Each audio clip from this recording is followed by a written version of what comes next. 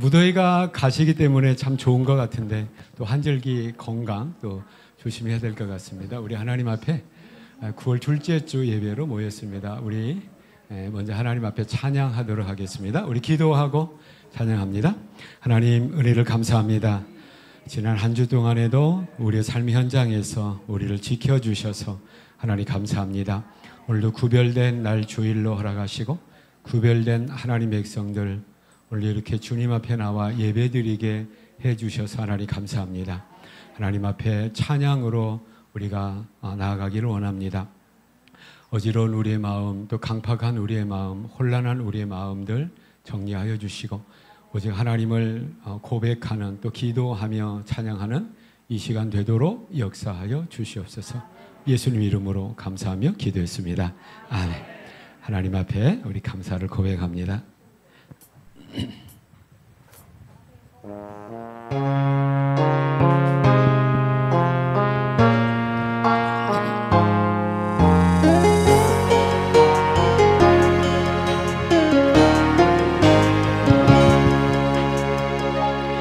오늘 숨을 쉬는 것 감사,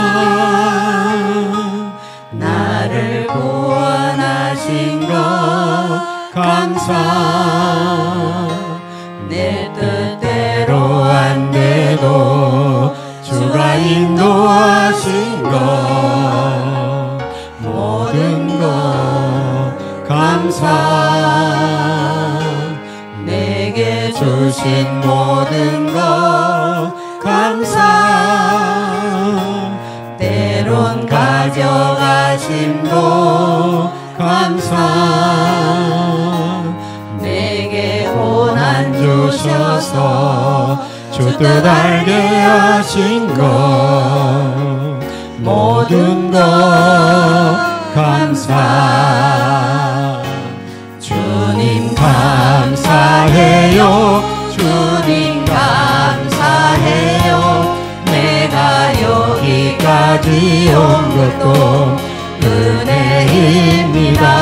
주님 감사해요, 주님 감사해요, 나를 사랑하신 주 사랑 감사합니다.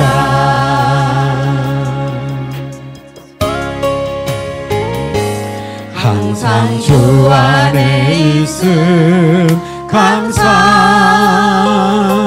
참된 소망 주심도 감사,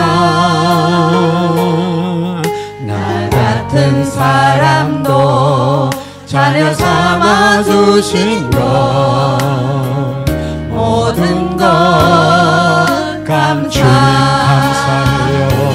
주님 감사해요, 주님 감사해요, 내가 여기까지 온 것도 은혜입니다. 입을 벌려서 우리 하나님 앞에 감사를 고백하기를 원합니다. 주님 감사해요, 나를 사랑하신 주 사랑 감사합니다.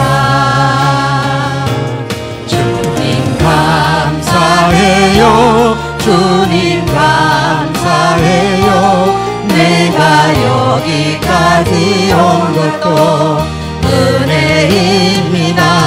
주님 감사해요, 주님 감사해요, 나를 사랑하신 주 사랑 감사합니다.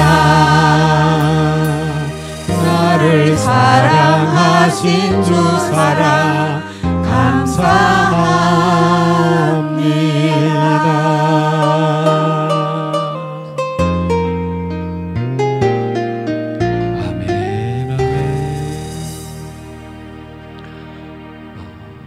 감사하지 않은 것이 없죠. 은혜가 아닌 것이 없고 우리는 참 속상할 때가 있는데 그게 하나님의 은혜인데 왜 우리는 그것을 모를까, 왜 지나고 나서야 그것을 알까라고 하는 우리 안타까움이 있습니다.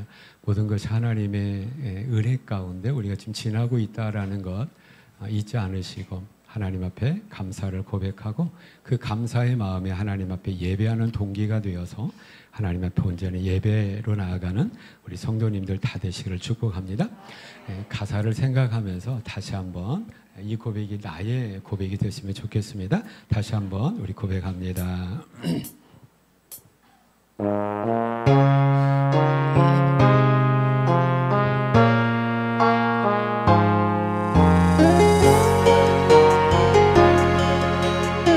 오늘 숨을 쉬는 것 감사.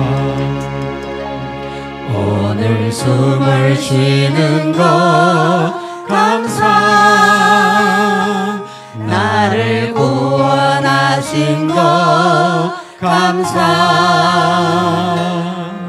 내 대로 안 돼도 주가 인도하신 것 모든 것 감사.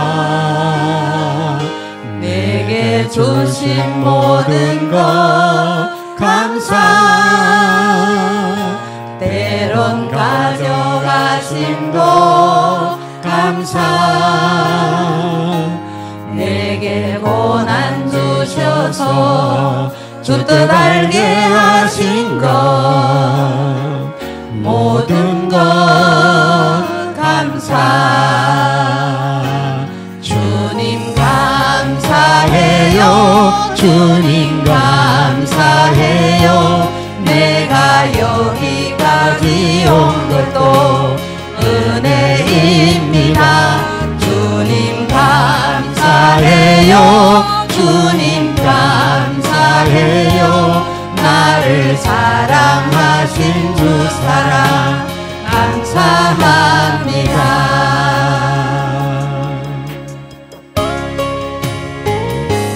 항상 주 안에 있음 감사.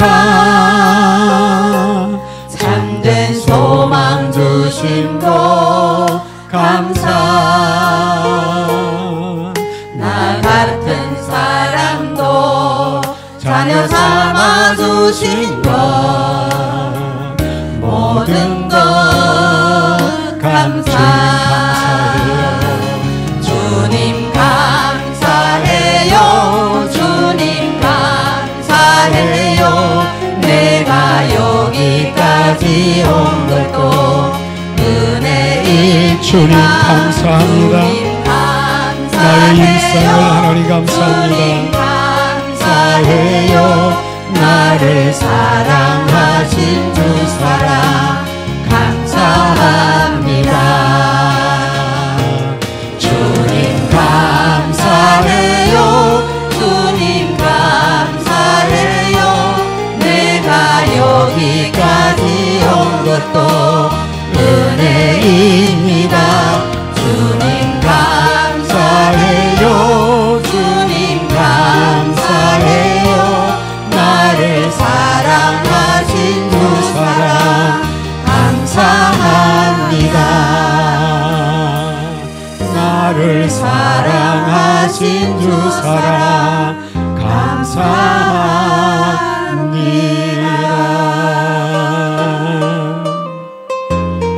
은혜 베푸신 하나님 앞에 우리 영광의 박수로 우리 영광 돌리겠습니다. 하나님 감사합니다. 하나님 감사합니다.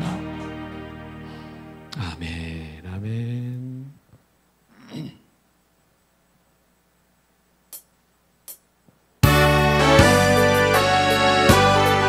지금까지 지내온 것 주님의 크신 은혜입니다. 고백하기를 원합니다. 지금까지 지내온 것 주의 크신 은혜라. 한이 없는 주의 사랑 어찌 이루 말하랴. 자나깨나 주의 손이 항상 살펴주시고 모든 일을 주 안에서 형통하네. 몸도 맘도 연약하나 몸도 맘도 연약하나 새 힘마다 살았네. 물 붓듯이 부어지는 주의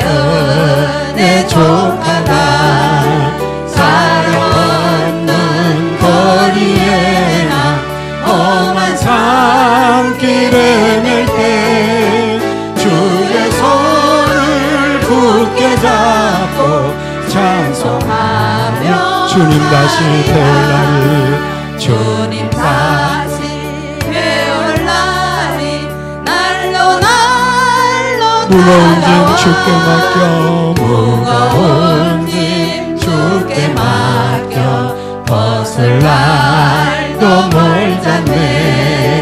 나를 위해 예비하신 고향 집에 돌아가 아버지의 품 안에서 영원토록 살리라.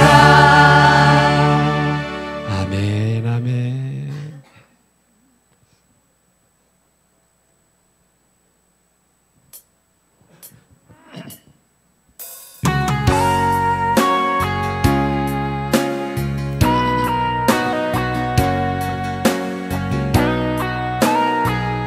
마음속에 어려움이 있을 때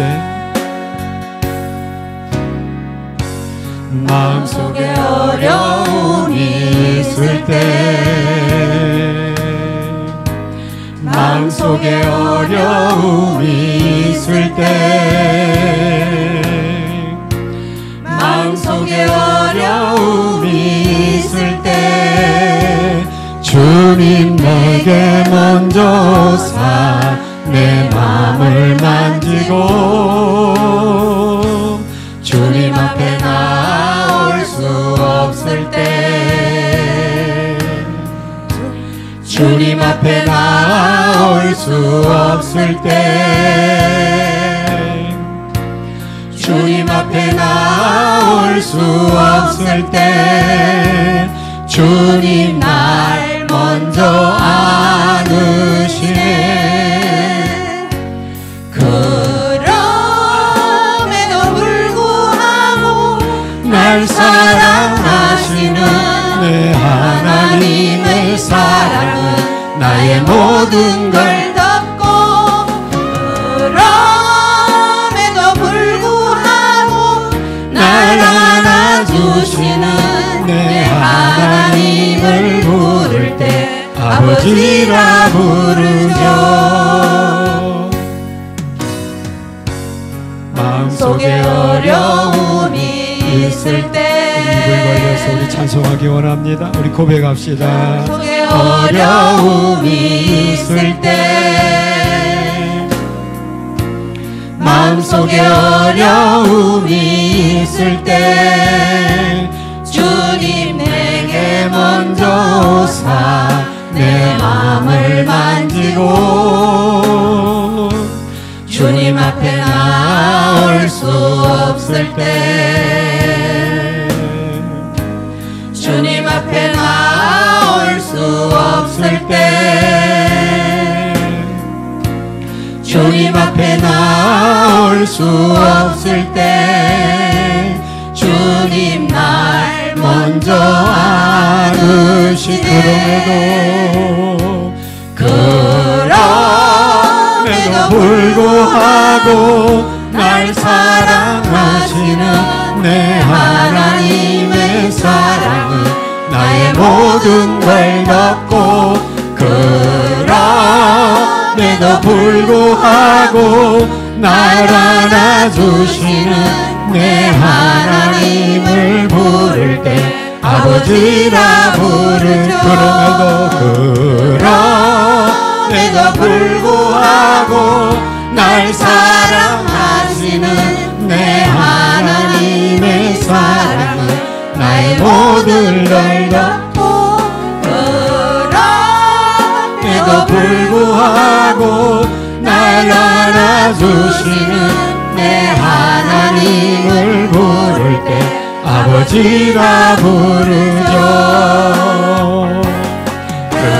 그럼에도 불구하고 날 사랑하시는 내 하나님의 사랑은 나의 모든 걸 덮고 그럼에도 불구하고 날 알아주시는 내 하나님을 부를 때 아버지라.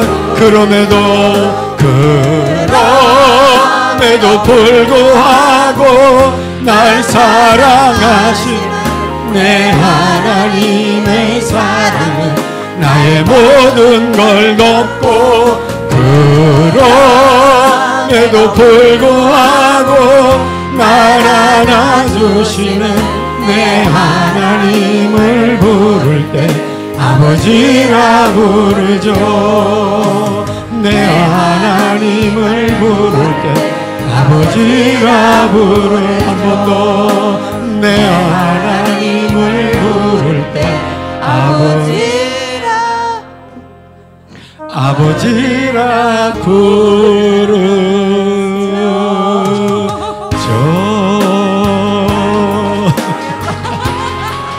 아멘.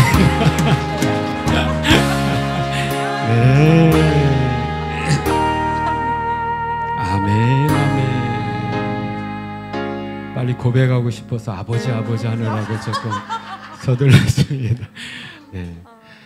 하나님은 우리를 택하시고 우리의 아버지 되심을 한순간도 포기한 적이 없으셔서 우리가 늘 동행하시고 자녀된 우리 성도들을 늘 책임지시고 이곳까지 안으시고 업으시고 이제까지 이끌어 주셨습니다. 그 아버지 하나님 앞에 영광의 박수로 다시 한번 영광 돌리도록 하겠습니다.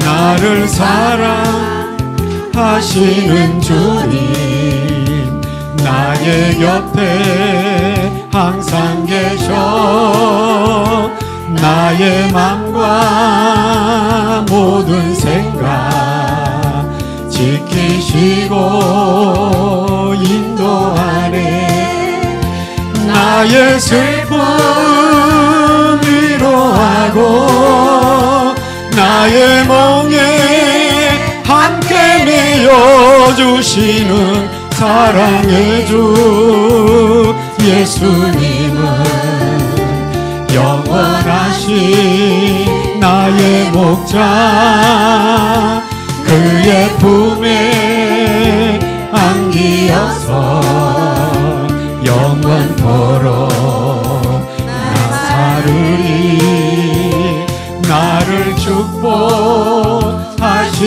주님 주의 성령 부으시사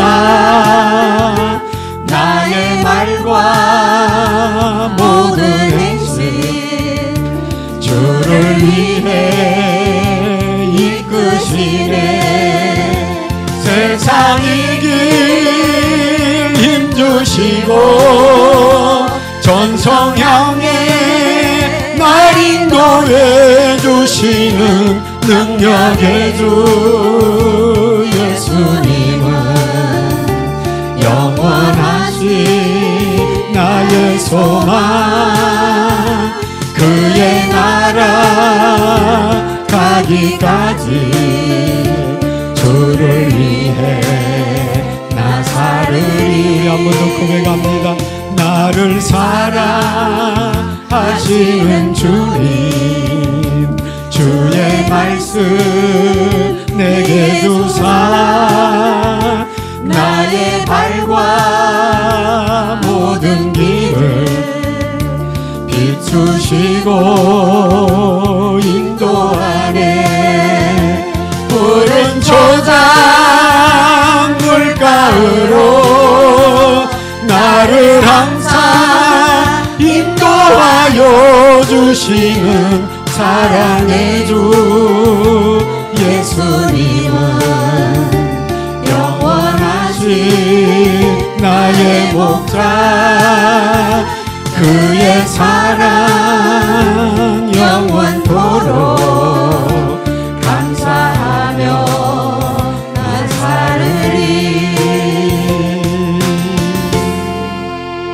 아멘. 진짜 주님하고 같이 살기 원하시는 거죠? 네. 주님과 우리 동행하도록 하겠습니다.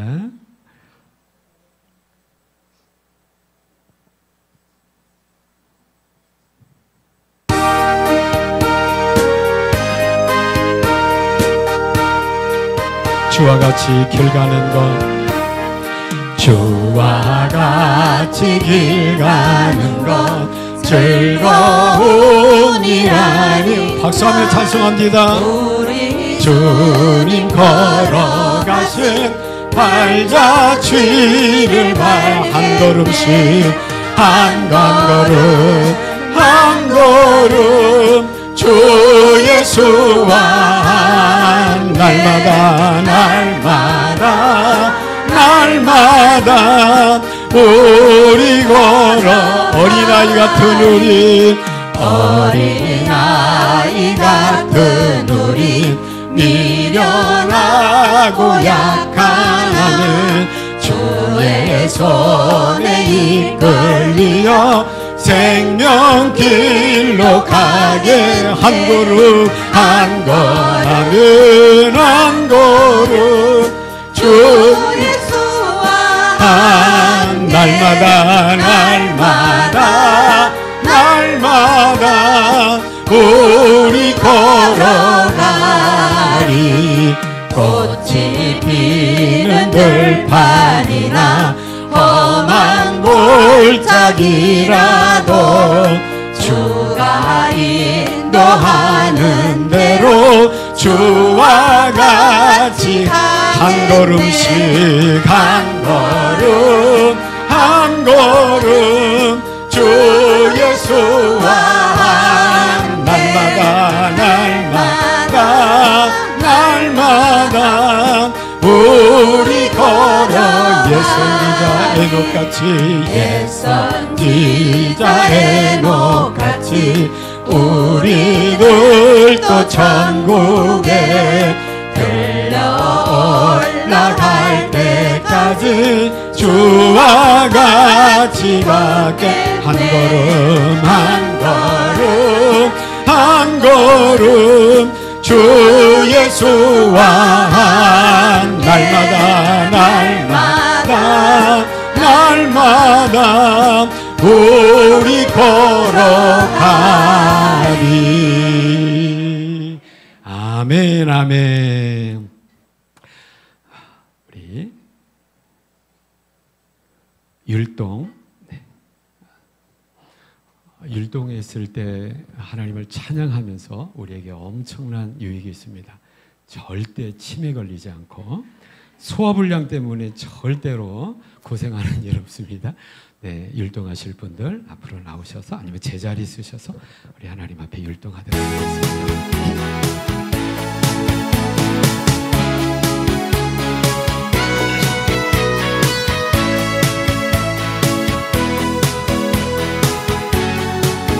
주님의 손길 주님의 손길 생명빛 되네 눈먼 자 광명 찾았네 놀라운 손길 날 인도하네 빛으로 인도 놀라운 은혜 나에게 주사 새 생명 받았네 놀라운 손길 나 찬양하네 영원토록 찬양 오 주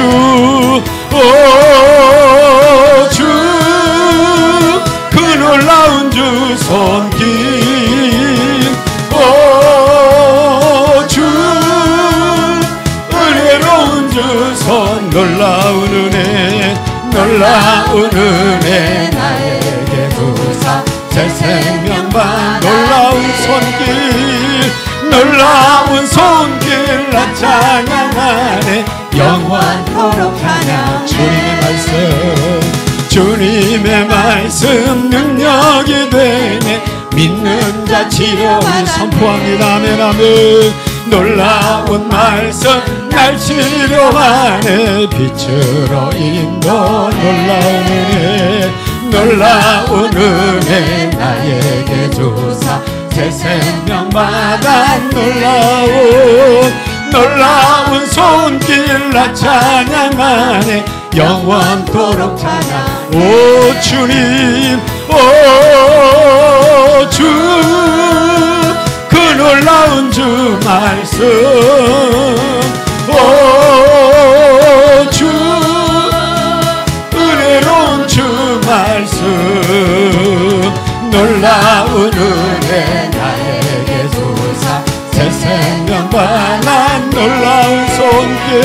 놀라운 손길 나 찬양하네 영원토록 찬양해 주님의 말씀 주님의 보혈 속죄가 되네 갇힌 자 해방되었네 놀라운 보혈 날 구속하네 빛으로 인도하네 놀라운 은혜 나에게 주사 새 생명 받아 놀라운 손길 나 찬양하네 영원토록 찬양해 오 주 그 놀라운 주 보혈 오 주 은혜로운 주보 놀라운 은혜 나에게 주사 새 생명마다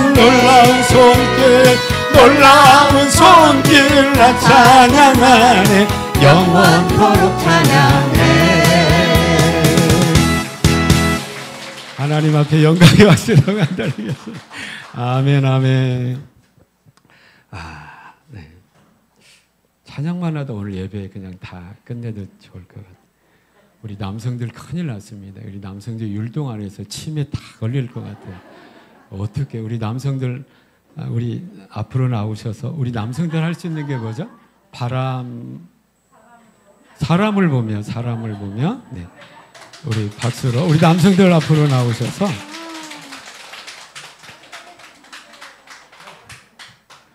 사람을 보며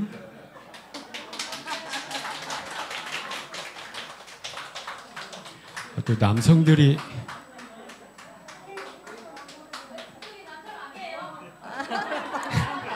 누가 또 남자가 아니야. 왜 그러세요?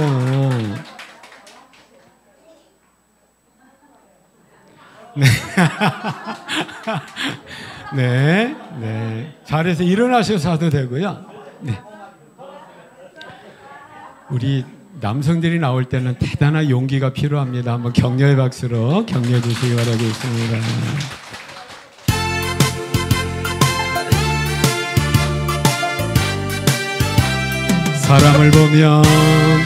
사람을 보며 세상을 볼 때 만족함이 없어 나의 하나님 그분을 볼 때 나는 만족하여 저기 빛나는 태양을 보라 또 저기 서 있는 산을 보아라 전지 지으신 우리 여호와 나를 사랑하신 나의 하나님 한 분만으로 나는 만족하게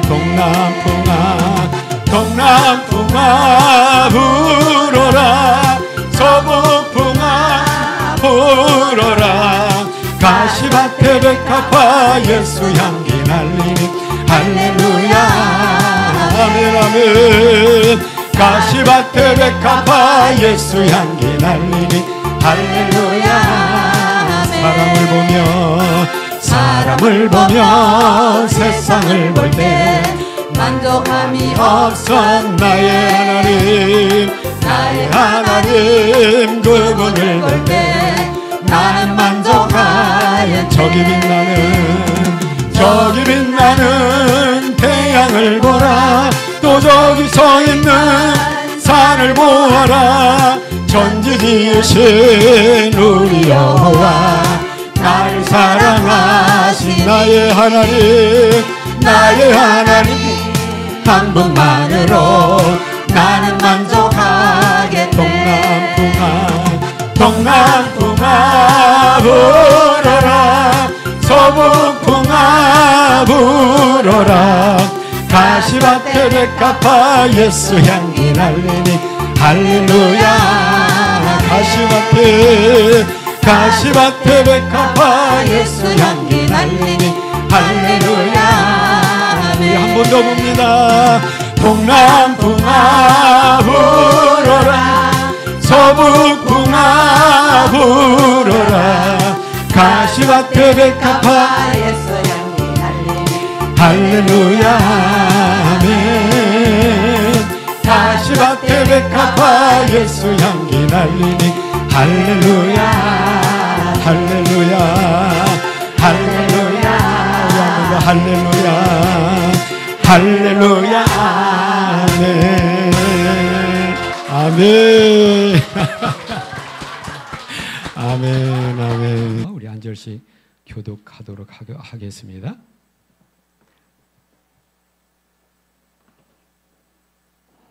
요한계시록 8장입니다. 한 장이 13절로 이루어졌습니다. 제가 먼저 1절 읽고 우리 성도님들 2절 읽으면서 우리 교독합니다. 1절입니다. 일곱째 인을 떼실 때에 하늘이 반 시간쯤 고요하더니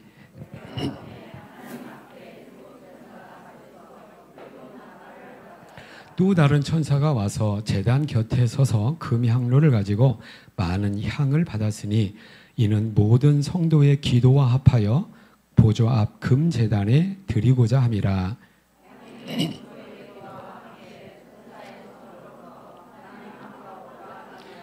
천사가 향로를 가지고 제단에 불을 담아다가 땅에 쏟음에 우레와 음성과 번개와 지진이 나더라. 첫째 천사가 나팔을 부니 피 섞인 우박과 불이 나와서 땅에 쏟아지매 땅의 3분의 1이 타버리고 수목의 3분의 1도 타버리고 각종 푸른 풀도 타버렸더라.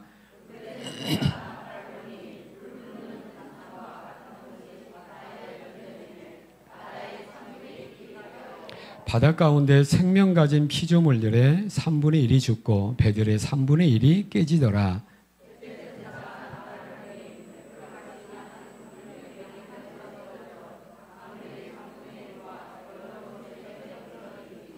이 별 이름은 쓴쑥이라. 물의 3분의 1이 쓴쑥이 되매 그 물이 쓴 물이 되므로 많은 사람이 죽더라.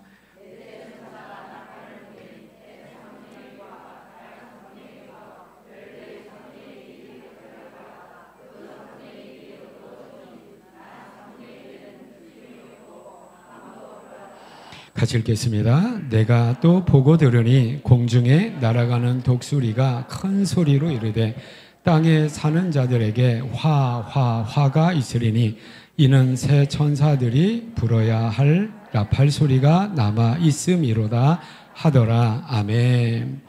우리 계속해서 지금 요한계시록을 지금 우리가 살펴보고 있습니다. 그 요한계시록의 그 내용, 요한계시록이 우리에게 말하고자 하는 내용은 그렇게 어렵지가 않습니다. 근데 우리가 어려움을 느끼는 뭐냐면 그 내용을 말하는 방법인 거죠. 그래서 우리가 우리 표현에 익숙하지 않은 표현을 통해서 방법을 통해서 그 내용을 말하기 때문에 우리가 조금 어렵게 느껴질 수가 있어요. 그래서 요한계시를 우리가 잘 아는 것이 정말로 필요한 것이 뭐냐면 어제도 제가 이분 이단이 아닌가 싶은 분하고 제가 이제 통화를 하게 됐어요. 이제 간접적으로 제가 연락이 되어서 그분이 이제 저에게 이제 전화를 했는데, 그래서 이제 저는 일면식도 없는 모르시는 분인데 제가 통화를 하게 됐습니다. 보니까 중국의 어떤 자생하는 이단 동방번개가 아닌가, 동방샨디엔이 아닌가라고 이제 생각이 되어서 그러니까 이제 통화를 하는데 그 잘못된 겁니다. 예수님 외에 다른 구세주가 없음을 제가 이제 몇 가지 사도행전 1장 11절 그다음에 이제 몇 가지 성경을 통하여서 다시 오시는 구세주가 다른 구세주가 아니라 그 예수여야 됩니다라고 이제 제가 말씀을 드렸는데 이분이 성경에는 그렇게 이야기하고 있지 않잖아요라고 하는 거예요. 그러면 성경이 어떻게 하고 있냐면 새 이름을 주신다고 했잖아요라고 하는 거야. 그러면 예수 외에 또 다른 새 이름을 우리에게 주신다고 했으니 이제 예수가 아니라 새 이름으로 오시는 구세주를 우리가 믿어야 된다라고 하는 그런 의미입니다. 그러면 새 이름을 주시겠다는 말이 어디에 있나요? 그분들도 성경을 가지고 얘기하는데 그것이 어디 있습니까? 요한계시록에 있습니다. 2장과 3장에 있어요. 한 경우는 성도도 우리에게 새 이름을 주시겠다고 하고 또 하나는 뭐냐면 구세주의 새 이름이 얘기하고 있는 거예요. 그분은 구세주의 새 이름이라고 얘기하고 있는 거죠. 그러면 우리의 구세주는 원래 누구였었어요?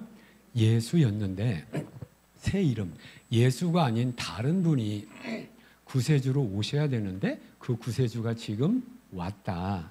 그 새 이름을 가진 새 구세주가 왔다. 그러니 그 구세주에게 어떻게 해야 된다는 거예요? 와야 된다라고 하는 것이죠. 여기 은혜 받으면 안 돼요. 여러분 왜 은혜를 받고 있는 거야?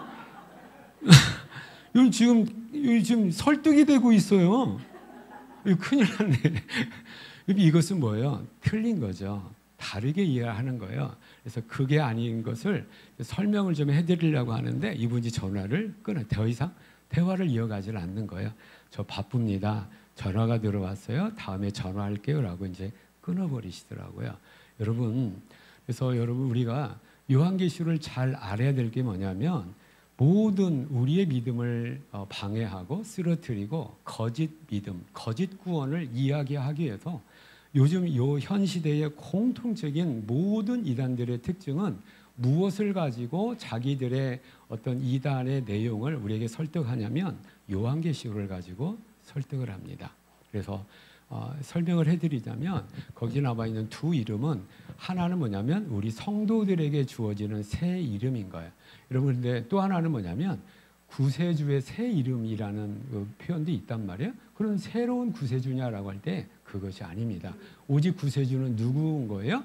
예수인 거죠. 근데 왜 새 이름이라고 했느냐라고 하면 성경은 이름이 단순한 호칭이 아닙니다.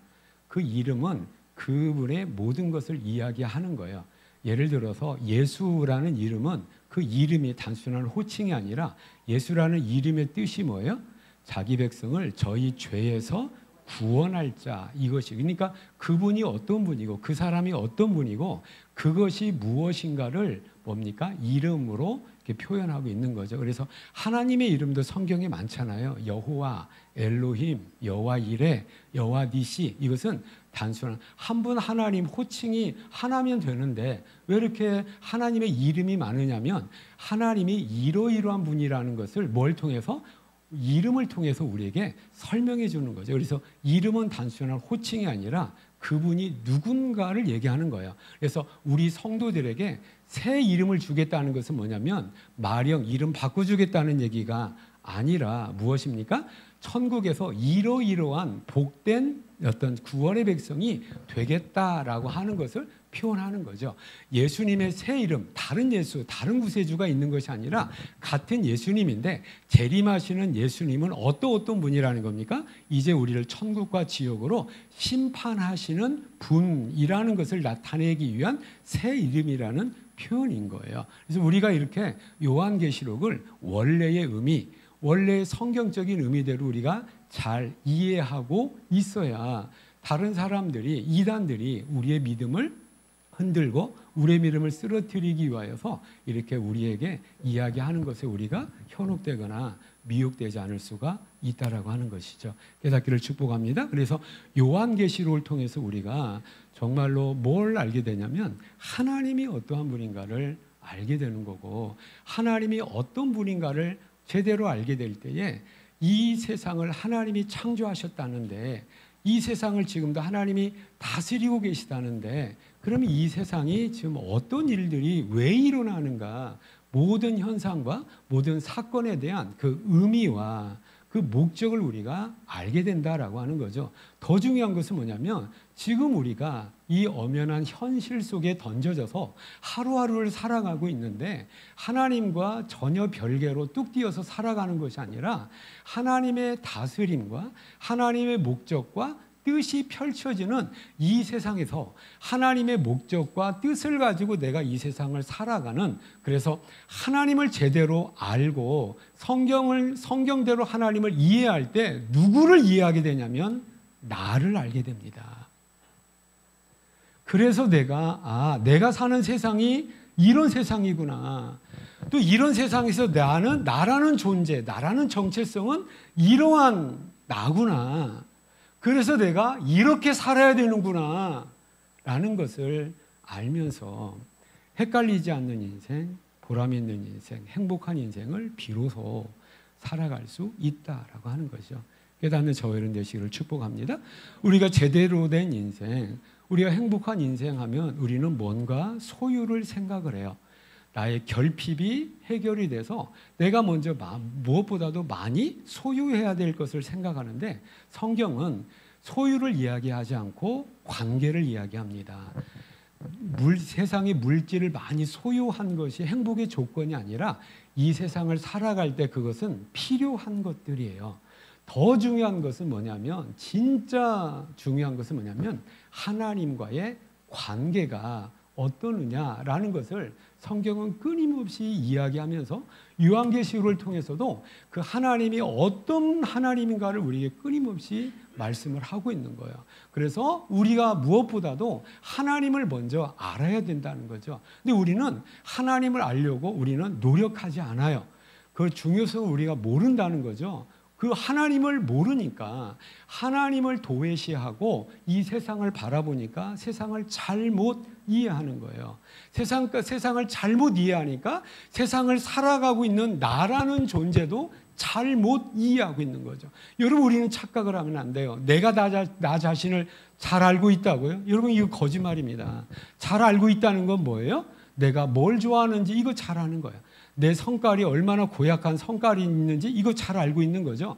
그런데 진정한 나의 근본, 내가 어디서 왔는가, 내가 지금 어디로 가고 있는가, 나는 지금 어떻게 살아야 되는가를 모르고 이 세상을 부지런히 살아가는 거예요.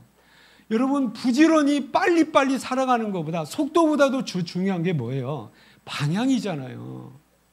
방향을 바로잡고 그 다음에 문제는 속도가 문제가 되는데, 저와 여러분은 이것이 헷갈릴 경우가 있다라고 하는 거죠. 그래서 우리 요한계시록 이제 7장에서 8장을 우리가 오늘 살펴볼 텐데, 8장을 통하여서도 하나님이 어떠한 분이신가, 또 하나님의 통치 가운데 있는 이 세상은 어떠한 지금 세상인가, 그 가운데 살아가는 나는 어떤 존재고, 그래서 내가 어떻게 살아야 될 것인가를 바르게 아는 가운데 나의 모든 문제가 주님 안에 해답이 되어지는 그런 놀라운 은혜의 시간이 되기를 축복합니다. 되시기를 축복합니다. 요한계시록은 아까 말씀드렸잖아요. 또 누차에 걸쳐서 말씀드리는데, 요한계시록은 전혀 어렵지가 않습니다. 요한계시록은 지금 요한이 하나님의 계시를 받아서 뭔가를 기록을 했는데, 요한계시록 1장 19절에 보면 명확하게 이거 기록해 라고 얘기해요. 한번 찾아보시겠습니까? 이거 지금 기록하고 있는 거거든요.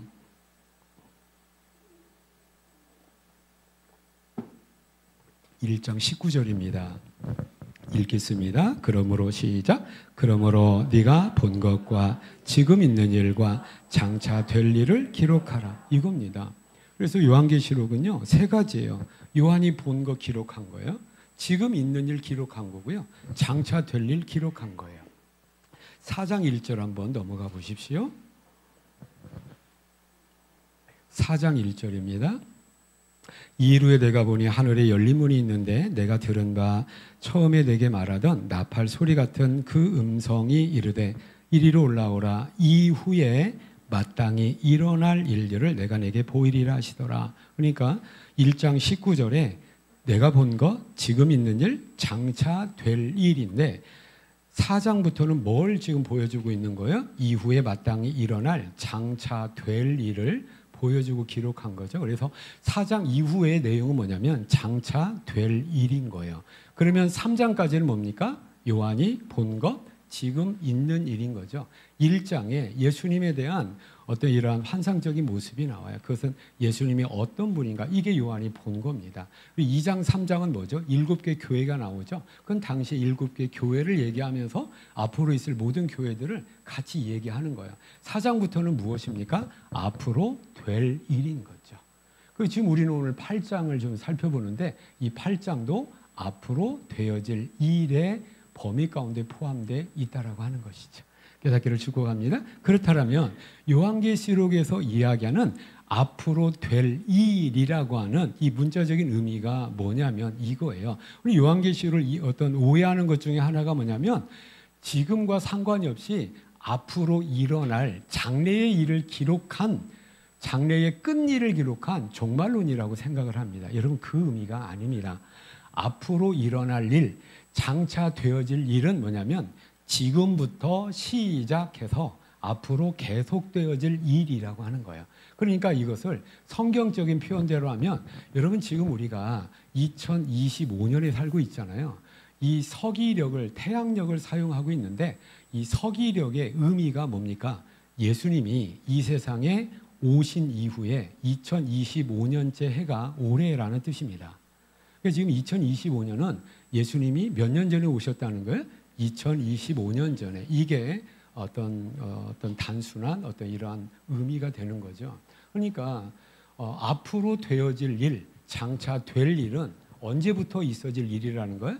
2025년 예수님께서 이 세상에 마리아의 몸을 통해서 유대 땅 베들레헴에 탄생하실 그때부터 언제까지 이루어질 일이라는 거예요? 예수님 재림 때까지 끊이지 않고 계속 일어날 일을 지금 내가 보여주겠다라고 하는 거고, 요한은 자기가 본 대로 들은 대로 지금 기록하고 있는 거예요. 여러분 지금 우리가 어느 시대에 살고 있나요? 2025년은 뭡니까? 예수님의 2025년 전에 우리가 예수님 처음 오셨으니까 이것을 예수님의 초림, 따라서 해보세요. 초림, 이게 초림이에요. 예수님 다시 오시니까 예수님의 재림이죠. 그래서 우리는 예수님의 초림과 예수님 재림 사이에 살고 있는 거고, 요한계시록은 예수님의 초림 때부터 계속적으로 반복적으로 끊임없이 일어날 사건과 그 일들을 계속 기록하고 있다는 거죠. 그래서 저와 여러분은 지금 요한계시록 안에 살고 있는 겁니다. 그래서 요한계시록 우리가 잘 이해를 해야 돼요. 이해가 되시기를 축복합니다. 그럼 우리가 지금 8장을 우리가 살펴보는데 또 한 가지 우리가 알아야 될 것은 뭐냐면, 자, 우리가 7장까지 그래서 요한계시록 4장부터 앞으로 장차 일어날 일인데, 4장은 어떤 구체적인 사건과 일들을 기록하고 있지 않아요. 느닷없이 요한에게, 세례 요한을 어떻게 합니까? 하늘로 데리고 올라가는 거죠. 그래서 하늘에 뭐가 있어요? 보좌가 있어요. 하늘의 보좌. 이건 누굽니까? 하나님을 보여주고 있는 거예요. 하나님을 보여주고 있는데 하나님이 어떤 하나님인가를 얘기하고 있습니까? 요한계시록을 이해하는 데 있어서 너무나 중요합니다. 보좌에 앉으신 이가 있는데 하나님입니다. 그 앉으신 이가 무엇과 같더라. 세 가지 보석과 색깔을 가지고 하나님을 우리에게 이해시키고 있어요. 첫째, 무엇과 같다고 했어요? 벽옥과 같더라. 벽이라는 게 삐라는 게 뭐죠? 파랗다는 거예요. 우리 저 김북희 전사님 옷 색깔과 같이 이렇게 파란 옥이죠. 이것은 무엇을 의미하냐면 하나님이 그 보석이라는 말이 아니라 보석과 뭐예요? 같다는 거예요. 보석의 성격과 의미를 통해서 하나님이 그런 분이라는 걸 나타내고 있는 거죠. 벽옥이라는 게 뭐냐면 거룩함을 얘기하는 거예요. 그러니까 하나님이 뭐 하시다? 거룩하신. 하나님이 거룩하시다는 것은 무엇입니까? 같지 않다. 구별되어 있다. 무엇과 같지 않다? 세상에 여러 종교들이 있는데, 여러 신들이 있는데 그것들과는 같지 않은 전혀 다른 유일하신 참 하나님이시다. 그래서 성경은 유일하다, 거룩하다라는 말을 하나님 앞에 사용할 때 뭐냐면 오직 여호와 하나님만이 참 하나님이시다라는 것을 우리에게 가르쳐주고 있다라고 하는 거예요. 깨닫기를 축복합니다. 그러면서 그 거룩하신 하나님, 오직 유일하신 참 하나님이 또 어떤 분이라고 했냐면 홍보석 같다라고 했어요. 홍보석은 루비입니다. 홍보석은 무엇을 의미해요? 색깔과 이 루비라고 하는 색깔을 통해서 우리에게 하나님이 어떤 분이라고 가르쳐주냐면, 하나님은 공의로서 심판하시는 분이다. 그러니까 하나님은 보좌에 앉으셔서, 거룩하신 하나님은 보좌에 앉아요. 보좌는 누가 앉아요? 최호라 집사님이 앉은 것은 보좌가 아니라 그냥 의자입니다. 그 보좌는 누가 앉는 거예요? 왕이 앉는 거죠. 이건 통치자인 거예요. 그러니까 하나님의 통치가 뭐예요? 공의로 심판하시는 걸로 나타난다. 그래, 하나님은 어떤 하나님이에요? 심판하신 하나님. 또 한 가지 마지막에 어떤 보석이 나옵니까? 녹보석이 나옵니다. 녹보석과 보좌 주위에 무지개가 둘려 있고 녹보석과 같더라라고 했는데, 성경의 무지개가 의미하는 것은 무엇입니까? 노아 언약이잖아요. 노아 언약은 뭐예요? 내가 다시는 물로 세상을 심판하지 않겠다라고 하는 하나님의 구원 언약인 거죠. 그리고 녹보석은 무엇을 의미합니까? 하나님의 구원 언약 가운데 믿음의 백성들을 하나님이 구원하신다라고 하는 거예요. 그러니까 하나님은 거룩하신 하나님이 통치하고 세상을 다스리는데 어떻게 다스린다는 거예요? 공의로 심판으로 다스리시고 구원으로 다스린다라는 것을 요한계시록이 우리에게 보여주고 있는 것입니다. 그리고 이어서 5장은 뭘 얘기합니까? 일찍 죽임을 당한 듯한 누가 나옵니까? 어린 양이 나오죠. 이건 누굽니까? 예수님인 거예요. 그래서 4장은 하나님 아버지를 보여주고 있고 5장은 예수님을 보여주고 있는데 바로 4장과 5장이 어떻게 연결되냐면 보좌에 앉으신 하나님의 오른손에 두루마리 책이 있는데 7인으로 봉하여져 있더라라고 하는 거죠. 그리고 5장의 어린 양, 일찍 죽임을 당한 듯한 그 어린 양 예수님이 보좌에 앉으신 하나님의 손에서 그 7인으로 봉하여진 두루마리 책을 받게 됩니다. 이것은 무엇을 의미하냐면 바로 하나님이 세상을 심판하시는데 누구를 통해서 심판하신다는 겁니다. 예수님을 통해서 심판하시는 거죠. 그리고 5장에 나와 있는 그 어린 양이 하나님의 보좌로부터 하나님의 오른손으로부터 받은 그 두루마리를 취하여서 인을 떼기 시작을 합니다.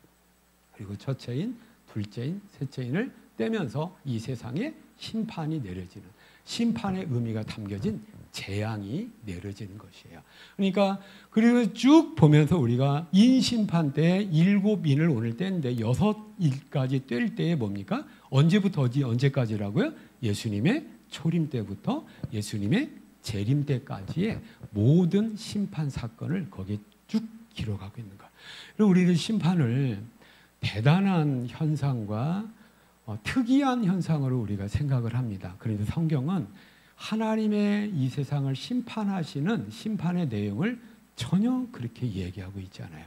우리가 흔히 보고 너무나 익숙한 재앙들이 사실은 재수 없이 우연하게 일어나는 일이 아니라 하나님께서 이 세상을 심판해 가고 계시다라는 것을 우리에게 보여줍니다. 인심판 때 우리가 그것을 살펴봤어요. 우리가 다시 한번 우리가 기억을 더듬자면 첫째 인을 떼니까 말이 한 마리 나오는데 흰 말이 나옵니다. 그리고 탄자가 있는데 손에 뭘 가졌대요? 큰 활을 가졌고 면류관을 쓰고 이기고 이기려고 하더라. 마치 흰 말을 타고 승리자와 같은 모습. 누구와 같은 거예요? 예수님과 같은 거예요. 근데 자세히 뜯어보면 예수님과 비슷한데 예수님이 아닌 거예요. 이건 뭘 얘기합니까? 적그리스도, 거짓 선지자, 이단을 이야기한다라고 하는 거죠. 이런 모든 현상들이 다 무엇입니까? 하나님의 허락에 의해서 이 땅에 일어나고 있는 일들이라고 하는 거예요. 두 번째 일을 떼니까 빨간 말이 나옵니다. 그 외에 탄자가 있는데 뭘 가졌대요? 칼을 가졌다고 했는데 이 칼은 우리 주방에 있는 이 식칼을 가지고 있다라는 얘기가 아니라 과일 깎아 먹으려고 과일 가지고 있다는 얘기가 아니라 정확하게 원어적으로 보면 당시에 로마 군병이 가지고 있는 그 군대용 칼을 가지고 있다고 명확하게 얘기하고 이건 뭘 얘기합니까? 전쟁을 이야기합니다. 여러분 전쟁은 우연하게 물론 민족과 민족이 나라와 나라가 어떤 서로 해결하지 못하는 어떤 극에 달하는 어떠한 갈등이 있을 때 전쟁의 형태로 폭발할 수가 있습니다. 그런데 하나님의 입장에서 보면 그것을 하나님이 허락하셨고 그 전쟁이라는 현상은 무엇입니까? 하나님이 이 세상을 심판하는 재앙으로서 심판하는 하나의 하나님의 방법이다라고 성경이 이야기하고 있는 거예요. 여러분 지금도 우리는 전쟁하고 있지 않지만 어떤 지구촌의 다른 곳에서는 지금도 치열한 민족이 민족을 나라가 나라를 대적하여 일어나는 전쟁이 지금도 쉴 새 없이 이어지고 있는데 이러한 소식을 들을 때마다 누구는 나쁘고 누구는 좋고 이런 차원이 아니라 하나님께서 이것을 이 전쟁이라는 큰 재앙을 심판의 의미로서 허락하시는구나. 이걸 통해서 우리가 알아야 될 것은 뭡니까? 세상이 마지막이 점점 다가오고 있구나라는 것을 알아야 되겠다라고 하는 것이죠. 세 번째 인을 뗄 때 무슨 색깔 말이 나옵니까?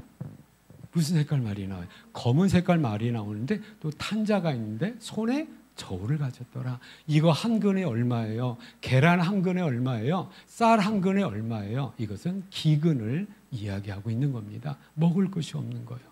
먹을 것이 없어서 배고프는 거죠. 이러한 지구촌에 일어나고 있는 이런 기근의 현상들도 그냥 재수없이 그냥 일어나는 어떤 현상들이 아니라 다 하나님께서 이런 재앙을 가지고 지금 세상을 심판해 가고 있다라는 것을 이야기하고 있는 것이죠. 그래서 이것이 언제까지 이루어질까요? 예수님의 초림 때부터 예수님 재림 때까지 이루어지고 있음을 이인심판 때 이야기를 하고 있다라고 하는 거야. 그러면 이인심판 때 이미 뭘 얘기하고 있는 거예요? 시간적인 폭으로 초림부터 재림까지 다 얘기했어요, 안 했어요? 다 이야기했어요. 그럼 이제 끝나는 거 아닙니까? 아니, 재림으로 끝나버렸잖아요. 그런데 또 이어서 오늘부터 살펴볼 나팔 재앙이 또 나오는 거예요.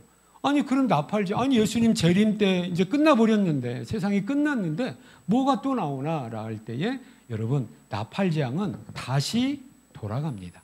어디로 돌아가냐면, 초림 때부터 재림 때까지 다시 반복하고 있어요. 나팔 재앙이 끝나고 또 무슨 재앙이 옵니까? 대접 재앙이 와요. 그럼 대접 재앙은 뭡니까? 또 초림부터 재림 때까지를 반복하고 있는 겁니다. 그래서 요한계시를 이해할 때 인심판이 여기서 여기까지, 그 다음에 이어서 나팔 심판이 여기서 여기까지, 대접 심판이 여기서 여기까지 끝나고 재림, 이거 아닙니다. 인심판 때 이미 초림에서 재림까지를 다 이야기하고 있고, 나팔 심판이 다시 초림부터 재림까지 다시 이야기하고 있고, 대접 심판이 초림에서 재림까지를 다시 이야기하고 있는 거예요. 그러니까 뭡니까? 몇 번 반복하는 거예요? 3번 반복하는 겁니다. 이유가 있겠지요. 여러분, 이러한 성경의 표현의 기법이 비단 요한계시로 이 심판 세계 시리즈만 있는 것이 아니에요. 지금 두 분이 졸고 있었거든요. 그래서 전화로 지금 깨워주는 거예요. 자, 집중하세요. 그러니까 여러분, 예수님의 일생을 기록해주고 있는 복음서, 무슨 복음이 몇 권입니까? 4권이에요. 마태복음, 마가복음, 누가복음, 요한복음. 그럼 그 내용이 뭐죠? 예수님의 탄생과 십자가의 죽음과 부활과 승천까지를 어디에서 기록하고 있죠? 마태복음에서 다 기록하고 있어요. 그 다음에 또 마가복음은요, 예수님의 출생과 예수님의 부활과 승천까지 또 다시 가서 다 또 기록하고 있습니다. 누가복음은요, 괜찮아요. 아직도 졸고 있는 분이 누가 있나 봐요. 자, 그럼 누가복음은요, 예수님의 탄생과 십자가의 죽음과 부활과 승천을 또 이야기하고 있어요. 요한복음은요, 또 이야기하고 있어요. 그러니까 몇 번이나 탄생으로부터 승천까지를 몇 번 반복하고 있는 거예요? 4번 반복하고 있습니다. 그 이유가 뭘까요? 이유가 있겠지요. 그 이유가 뭡니까? 마태복음은 뭐예요? 마태복음은 유대인들아, 너희 구약을 가지고 신앙생활 하잖아. 너희 조상 때부터 구세주 보내주신다는 약속을 너희 조상들이 받았고, 그 조상들을 통하여 너희는 구세주가 올 걸로 지금 기다리고 있잖아. 근데 구세주가 왔어. 누구냐면 이 예수님이야. 그러니 너희 유대인들아, 예수를 믿어야 돼 라고 하면서 마태복음은 누구를 대상으로 예수를 전하냐면 유대인들을 대상으로 전하는 것이 1차적인 목적이란 말이에요. 또 한 가지, 아니 그러면 유대인들만 예수 믿어야 돼요? 유대인이 아닌 이 세상에 2만 개가 넘는 많은 민족들도 예수를 똑같이 믿어야 돼, 안 믿어야 돼? 믿어야 되죠. 그러면 유대인이 아닌 이방 민족들도 예수 믿게 하기 위해서 유대인이 아닌 이방 민족 여러분들도 지금 구세주가 필요한데, 그 구세주가 유대인의 땅에서 왔습니다. 그 구세주가 예수입니다. 그리고 예수를 믿으세요 라고 유대인들, 저와 여러분과 같이 이방인들에게 예수를 구세주를 증거하기 위해서 기록된 게 뭐냐면 누가복음입니다. 그래서 누가복음이 따로 필요했던 거예요. 그럼 예수님은 어떤 분이야? 예수님은 인간으로 오셔서 낮고 천한 종의 모습으로 오셨어. 예수님은 종이야. 그래서 우리를 천국으로 높여주신 분이야. 진정한 구세주가 될 수 있어 라고 기록한 것이 뭐냐면 마가복음입니다. 예수님이 인간이야? 예수님이 낮고 천한 종이야? 그걸로 끝 아니야. 그런데 예수님은 원래 하나님이야. 육신을 입고 있는 인간으로 그치는 것이 아니라 그분은 죄가 없으셔서 우리 죄를 해결할 하나님이시여 하나님이 인간으로 오신 분이야를 우리에게 알려주기 위해서 요한복음이 필요한 겁니다. 이처럼 같은 예수지만은 대상에 따라서 같은 예수지만은 인간으로서 하나님으로서 온전한 구세주이심을 우리에게 설명하고 설득하기 위하여서 네 권의 복음서가 반복적으로 기록되고 있듯이 바로 초림부터 재림 때까지 이 세상에 하나님이 다스리시는 이 세상의 다양한 면들을 몇 번에 걸쳐서 3번에 걸쳐서 이야기하기 위하여서 가르쳐 주시기 위하여서 인심판, 나팔심판, 대접심판을 3번 반복하고 있다라고 하는 거죠. 깨닫는 저와 여러분 되시길 축복합니다. 그래서 요한계시록 그렇잖아요. 앞으로 장차 일어날 일을 기록해라 라고 해서 지금 인, 나팔, 대접을 기록하는 거예요. 한 번만 기록을 하면 되지 왜 3번이나 기록을 하겠어요? 자, 우리가 인심판 때는 초림에서 재림 때까지 뭘 살펴봤죠? 하나님의 백성은 어떻게 됩니까? 하나님의 교회는 어떻게 됩니까? 라고 의문점을 가졌을 때에 하나님은 어떤 대답을 주셨습니까? 우리 이마에 뭘 찍었어요? 하나님의 인을 찍었다. 하나님께서 구별하셔서 하나님의 소유를 삼으셔서 하나님이 지켜주셔. 그러니 아무리 험악한 세상 어떠한 일이 있든지 간에 믿음 흔들리지 말고 예수 그리스도 꽉 붙잡고 믿음으로 승리해. 이것을 이야기하는 것이 뭐냐면 인심판이에요. 그러면 또 궁금한 게 있어요, 없어요? 그냥 끝나버려도 돼요? 하나님, 그러면 안 믿는 사람은 어떻게 돼요? 안 믿는 사람은 지금 어떤 상황이 있는 거고, 안 믿는 사람은 그럼 어떻게 예수 믿어야 돼요? 라고 하는 것이 저는 여러분들은 지금 전혀 궁금해하지 않고 있지만 하나님이 이걸 대답해 주시는 거예요.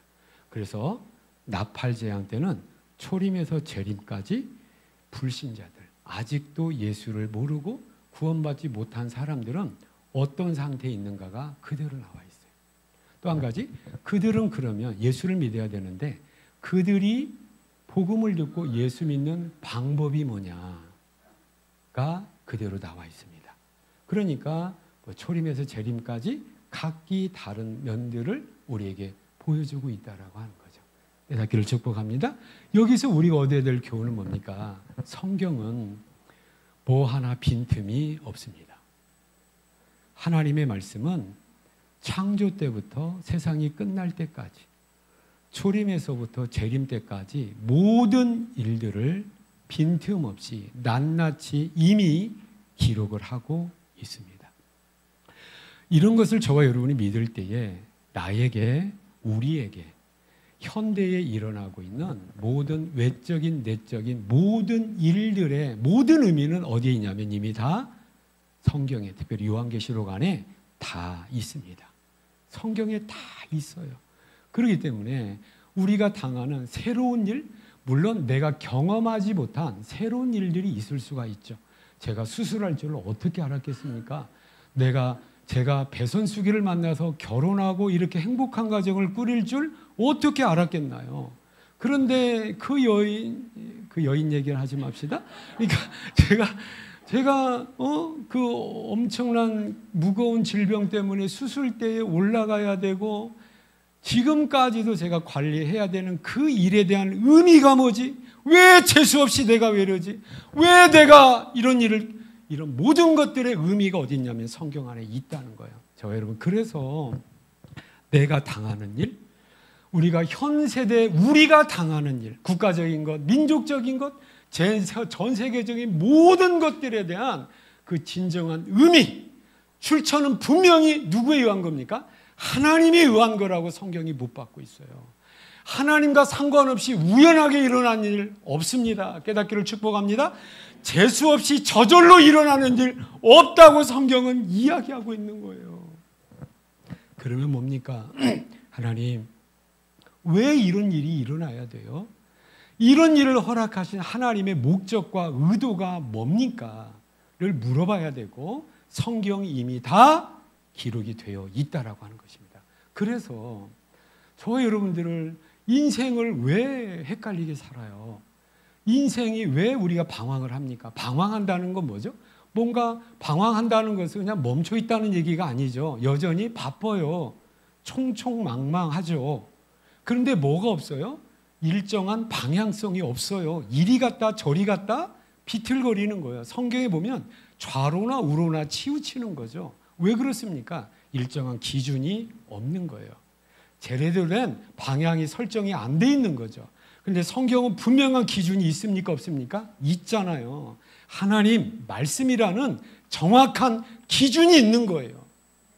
정확한 뭐가 있어요? 방향성이 정확하게 있다는 거죠. 그래서 제가 꽤 자주 표현하는 것 중에 내가 당하는 정말로 힘든 일, 어려운 일, 이 힘들고 어려운 일이 왜 힘들고 어렵냐면 그 일에 대한 의미를 모르니까 힘든 거예요. 하나님의 의미를 모르니까 힘든 거죠. 그래서 하나님의 말씀대로 우리가 모든 것들을 해석하고 모든 것들을 이해할 때 하나님의 뜻이 여기 있었구나. 하나님의 뜻이 여기 있었기 때문에 성경에 의하면은 이러한 하나님의 통치 가운데 이런 일들이 있기 때문에 하나님의 의도가 이거구나. 그래서 우리는 더 열심히 해야 되고, 그래서 우리는 회개해야 되고, 그래서 우리는 이렇게 해야 되겠구나 라고 알게 된다라고 하는 거죠. 깨닫는 저와 여러분 되시기를 축복합니다. 저와 여러분, 우리가 세상을 살아갈 때 끊임없이 상황 가운데서 뭔가 결정해야 되고 뭔가 우리가 선택을 해야 되는 상황 가운데서 선택과 결정의 그 기준이 뭐냐 말이에요. 하나님의 말씀이어야 된다라는 것을 놓치지 말으시고 하나님의 말씀을 통하여서 이 세상을 바르게 선택하며 살아가게 되는 저와 여러분 다 되시기를 축복합니다. 다 되시기 축복합니다. 그러면서 오늘 보십시오. 5절에도 보니까 천사가 향로를 가지고 제단에 불을 담아다가 땅에 뭐였어요? 소돔에 우레, 음성, 번개, 지진. 이것은 재앙을 의미하는 어떤 요한계시록의 어떤 표현의 방법입니다. 하나님께서 재앙을 내리신다. 그런데 우레와 음성과 번개의 지진이 여기 나팔 재앙 때는 뭔가에 대한 응답으로 뭔가에 대한 반응으로 심판한다라고 그런 문장의 의미의 구조가 그렇게 되어 있어요. 그럼 5절이 뭐예요? 하나님께서 이렇게 땅에다 하늘의 바다의 강에다가 이런 재앙을 쏟으신다. 이런 재앙을 내리신다라고 할 때에 그 3절과 4절에 보면 뭔가에 대한 응답으로서 뭔가에 대한 반응으로서 그렇게 한다라고 하는 것이 나옵니다. 3절 보시기 바랍니다. 다른 천사가 와서 제단 곁에 서서 금 향로를 가지고 많은 뭘 받았어요? 향을 받았어요. 여러분 어디에서 향을 받았어요? 제단 곁에서 향을 받았어요. 이 제단이라는 게 뭡니까? 구약 성경에는 하나님 앞에 제사드렸어요. 제사를 드리는 단이 제단입니다. 그러면 여기 제단은 뭘 의미하는 거예요? 바로 희생을 얘기하는 거죠. 이건 뭡니까? 순교자들을 얘기하는 거예요.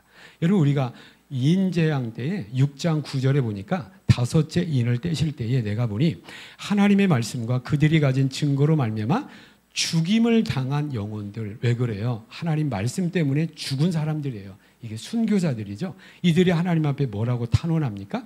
제단 아래에 있어. 10절에 큰 소리로 불러 이르되 거룩하고 참되신 대주제여 땅에 거하는 자들을 심판하여 우리 피를 갚아주지 아니하시기를 어느 때까지 하시려 하나이까. 하나님 우리 억울하게 죽었습니다. 믿음 지키다가 죽었는데 우리의 이 억울한 이 피값을 언제까지 갚아주지 않겠습니까? 라고 탄원을 합니다. 이때에 8장에 와서 뭡니까? 이들의 탄원의 음성에 대해서 주님께서 뭐 하시는 거예요? 응답하시는 거예요. 그래서 세상에 뭐가 내리는 겁니까? 재앙이 쏟아지는 겁니다. 여러분 예수 그리스도에 대한 믿음, 하나님을 모욕하고 하나님을 대적하는 이거 정말로 두려운 일입니다. 저와 여러분 여기에 해당이 안 되겠죠. 네, 여전히 세상 사람들, 여전히 모르는 사람들은 하나님을 대적해요. 그리고 교회와 하나님 백성들을 대적합니다. 조롱합니다. 뭐가 있습니까? 분명히 하나님으로부터의 뭐가 있냐면 공의의 심판이 있습니다. 그냥 넘어가지 않아요. 그래서 저와 여러분들 그런 상황에 있다면, 그런 사람들이 있다면 우리는 너무너무 뭐 해야 돼요? 안타까워야 돼요. 정말 안타깝습니다. 하나님의 공의의 심판은 제외됨이 없어요. 자, 그러면 우리가 한 가지 생각을 할 때에, 아니 하나님은 순교자들의 피를 갚아준다고, 저들의 원통함을 풀어준다고 세상에서 열심히 사는 사람들을 그냥 죽이는 거야? 이게 하나님의 공평한 거야? 사랑의 하나님이야? 라고 생각을 하는데, 이것은 하나님을 한편으로만 보는 어떤 그러한 편협된 이런 시각인 거죠. 저도 처음에 예수 믿고 나서 성경을 읽는, 구약 성경을 읽는데 전혀 이해되지 않는 부분이 있었어요. 그게 뭐냐면, 하나님이 너무 잔인하다. 하나님이 이렇게 편애할 수가 있나? 아니, 하나님이 왜 이러지? 라고 하는 면이 하나가 있는데, 그게 뭐냐면 이스라엘 사람들과 가나안 족속들이에요. 이스라엘 사람들이 이제 모세가 죽고 난 다음에 이제 여호수아 장군을 이제 따라서 가나안 땅에 들어갑니다. 왜 들어가요? 하나님이 약속하신 땅이에요. 거기 가서 나라 세워야 되니까 들어가는 거죠. 근데 거기는 무주공산이 아니에요. 무주공산, 주인 없는 빈 산이 아니에요. 거기는 이미 가나안 족속들이 살고 있어요. 7개의 큰 민족들이 살고 있고, 그 민족들이 각기 도시국가들을 형성하고 있는 거예요. 근데 하나님께서는 여호수아에게 명령합니다. 가나안 7족속들 다 너희가 물리쳐라. 다 죽여라. 죽이는데 뭐 하래요? 항복하면 살려주라가 아니라 다 진멸해라. 진멸하는 게 뭐야? 씨를 말려라 이 말이에요. 저는 아니 하나님 이러실 수가 있나? 저는 놀랐어요. 어린 마음에. 지금도 제 마음이 아주 선하기 때문에 지금도 심장이 벌렁벌렁 하단 말이에요. 아니 하나님 그럴 수가 있나? 성경에 보면 모든 사람을 하나님이 창조하셨는데 왜 이스라엘만 편애하고 왜 이렇게 잔인하게 이 사람들을 왜 죽이나? 그런 생각을 가지고 있었어요. 이것은 제가 한 편만 본 거예요. 어떤 편만 본 거예요? 이스라엘만 본 거예요. 그러면 어떤 이스라엘 민족만 본 거죠. 그러면 가나안에 살고 있었던 이방 민족을 볼 때에 하나님은 어떻게 말씀하고 있느냐라고 할 때에 복합적인 걸로 우리가 생각을 해야 돼요. 자, 이거 신명기 9장 한번 보시겠습니까? 신명기 9장입니다. 우리가 하나님을 오해하지 맙시다. 그래서 하나님을 잘 알아야 되는데요. 신명기 9장 5절 한번 보시기 바랍니다. 이건 지금 모세를 통해서 이스라엘 백성들에게 하시는 말씀입니다. 신명기 9장 5절. 네가 가서 그 땅을 차지하면 이스라엘 백성들이 가나안 땅에 가서 가나안 땅을 차지하게 될 건데 네 공의로 말미암아 네가 착하게 살기 때문에 그런 거 아니야. 네 마음이 정직해서 네가 선하기 때문에 그것도 아니가. 이 민족들이 뭐함으로 말미암아? 악함으로 말미암아 네 하나님 여호와께서 그들을 네 앞에서 쫓아내셨어. 그러니까 가나안 사람들이 하나님 앞에 어떤 사람들이에요? 악한 사람들이에요. 악한 사람들을 하나님께서 뭐 하시는 겁니까? 심판하시는 거예요. 그 하나님 심판의 방법이 뭐죠? 이스라엘의 칼을 통하여서 심판하는 거죠. 성경이 분명히 그걸 얘기하고 있어요. 5절 하반절에 보니까 여호와께서 이같이 하시면 네 조상 아브라함과 이삭과 야곱에게 하신 맹세를 이루려 하심이라. 이건 이스라엘 편입니다. 자, 하나님께서는 이스라엘에게 뭘 준다고 했죠? 아브라함아, 내가 이 땅 너와 네 후손에게 줄게. 가나안 땅 주시는 거예요. 그래서 하나님 지금 가나안 땅 주셨어요? 안 주셨어요? 주셨죠. 하나님의 약속에 신실하신 하나님. 근데 가나안 땅 차지하고 주기 위해서 뭐 했어요? 원래 살고 있었던 원주민들 번디런 다 씨까지 말려라. 다 죽여라. 이건 뭐죠? 하나님 잔인한 하나님이 아니라 어떤 하나님이에요? 이 사람들이 지금 하나님 앞에 어떤 사람들이에요? 죄인이어서 심판받아야 될 사람이에요. 그래서 하나님이 심판하시는 거죠. 그 심판의 도구가 누구냐면 이스라엘의 칼이었던 거예요. 그래서 우리가 두 가지를 봐야 돼요. 하나는 이스라엘을 향하신 하나님의 구원의 약속에 신실하신 하나님, 또 죄인들을 엄격하게 심판하시는 공의의 하나님이 동시에 보여지고 있다라고 하는 것이죠. 자, 그렇다면 지금 순교자들의 탄원으로 말미암아 이 세상의 죄악으로 이 세상을 심판한다라고 할 때 아니 억울한 사람들 목소리 들어주니라고 착하게 사람들 죽여야 돼 이게 아니라 뭡니까? 순교자들의 탄원을 들어주면서 뭡니까? 마땅히 하나님께 심판받아야 될 사람들을 그 응답으로서 심판하시는 공의의 모습이라는 거죠. 그래서 아까 요한계시록 4장에 하나님은 어떤 분이셨어요? 그 보좌에 앉으셔서 다스리시는데 심판하시는 하나님, 구원하시는 하나님인 거예요. 심판과 구원 사건이 동시에 일어나는 경우가 참 많이 있다라고 하는 것이죠. 저 여러분 깨닫는 저 여러분 되시기를 축복합니다. 그래서 우리는 때로 사랑의 하나님 그렇습니다. 하나님은 사랑이시죠. 우리 아버지 되심을 한순간도 포기한 적이 없으시고 우리에 대해서 오래 참으시고 인내하시는 하나님이세요. 그럼에도 불구하고 또 하나님은 어떤 하나님이십니까? 공의의 하나님이십니다. 우리의 행한 모든 것들을 바늘 끝만큼의 모든 행위까지도 달아보시고 그 결과를 우리로 하여금 찾으시는 하나님이세요. 그래서 우리가 하나님 앞에 섰을 때 공의의 하나님 앞에 섰을 때 우리는 죄인으로 정죄될 수밖에 없는 겁니다. 그래서 저와 여러분이 누가 필요한 겁니까? 하나님 앞에 나 대신 나를 변호해주고 나의 죄를 해결해줄 구세주가 필요한 거죠. 이게 누굽니까? 예수님인 거죠.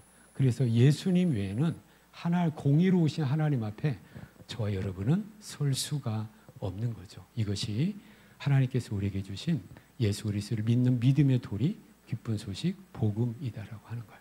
그래서 여기 보면 바로 그런 부분이 나와 있다라고 하는 거죠. 그래서 이 세상을 지금도 하나님께서는 심판으로, 지금도 구원의 은혜를 베푸셔서 지금도 끊임없이 심판 구원이 동시적인 사건으로 반복되고 있다라는 것 우리가 기억을 하시면서 감사하게도 저와 여러분은 하나님의 심판의 대상이 아니라 사랑의 대상, 구원의 대상이 되어서 믿음을 가지고 이 세상을 살아가고 있음에 대해서 우리는 늘 감사함으로 믿음 지키면서 살아가야 될 줄로 믿습니다. 이러한 믿음이 저와 여러분에게 있어야 될 것을 오늘 8장을 통해서 우리에게 보여주고 있어요. 또 하나 이 땅에 하나님의 진노의 심판이 쏟아지는 것이 둘 중에 또 두 가지 중에 또 한 가지를 살펴본다. 하나는 뭐냐면 3절 보시기 바랍니다. 제단 곁에 서서 금향로를 가지고 많은 향을 받았으니 이는 모든 성도의 무엇과 합하여? 기도와 합하여 기도가 있습니다. 그래서 기도의 응답으로 이 세상이 심판을 받는 거예요. 저와 여러분 우리 나라와 민족을 위해서 기도할 때에 우리가 우리 자신을 위해서 기도할 때에 안타까운 우리의 모든 기도를 하나님께서 들어 응답해 주실 줄로 믿습니다. 그래서 저 여러분 또 하나 우리는 이제 내 기도의 범위가 우리 울타리를 좀 벗어나서 나라와 민족을 위해서 우리가 기도할 줄 알아야 돼요. 중국을 위해서 우리 기도할 줄 알아야 되고 북한을 위해서도 우리 기도할 줄 알아야 됩니다. 무엇입니까? 하나님 이 나라 이 민족에 하나님의 뜻이 이루어지게 하여 주시옵소서. 그래서 우리가 주기도문도 우리가 그렇게 배웠잖아요. 하늘에 계신 우리 아버지요, 아버지 이름이 거룩히 여김을 받으시며 아버지 나라가 이 땅에 머시고 아버지의 뜻이 하늘에서와 같이 땅에서도 이루어지게 하소서. 아버지의 뜻이 이 땅에 이루어지게 하소서. 아버지의 공의로운 뜻, 아버지의 사랑의 뜻이 대한민국의 정치, 경제, 사회, 문화, 교육국과 각 방면에 이루어지게 하여 주시옵소서 라고 우리가 기도할 때에 하나님의 뜻에 위배되는 모든 것들을 하나님께서 치십니다. 이게 우리의 어떤 기도 응답의 결과인 거죠. 중국을 위해서도 우리 기도합시다. 동북과 중부와 남부와 소수민족 지역의 모든 중심의 교사님들 붙잡아 주시고 성도님들 붙잡아 주셔서 믿음으로 지켜주시고 국가 권력자들 회개하게 하시고 지켜 보호해 달라고 기도할 때에 우리의 기도를 주님께서 지금 뭐 하신대요? 응답하시는 거예요. 북한을 위해서 기도합시다. 북한 우리가 욕만 할 것이 아니라 북한 그 어떤 판단할 것이 아니라 우리가 북한도 마음에 품으면서 하나님의 공의로우심과 하나님의 어떤 심판과 하나님의 구원의 역사. 그래서 우리 같은 동족이 다시 전쟁하지 않게 해주시고 다시는 겨울에 얼어 죽는 일 없도록 또 양식이 없어서 굶어 죽는 일 없도록 그들에게도 하나님께서 회복시켜 주시옵소서라고 우리가 기도할 때에 우리의 기도를 하나님 들어 응답하셔서 북한으로 하나님께서 역사하신다라고 하는 거죠. 그래서 우리의 기도의 범위가 이제는 우리 집 울타리를 좀 넘어서 나라와 민족을 위해서, 세계를 위해서 우리가 기도할 줄 아는 성숙한 기도로 하나님 앞에 나아가는 저와 여러분 다 되시기를 축복합니다. 하나님의 말씀과 하나님의 기도를 가지고 하나님의 뜻을 이루면서 이 세상에 그냥 겨우겨우 하루하루를 살아가는 것이 아니라 하나님의 뜻과 계획에 동참하면서 이 세상의 역사를 하나님께서 통치하실 때 그 역사를 만들어가는 하나님의 선한 도구로, 역사의 주인공으로 우리가 하루하루를 살아가게 되는 우리 성도님들, 이번 한 주 이후의 삶이 되기를 축복합니다. 기도하시겠습니다. 은혜로우신 아버지 하나님,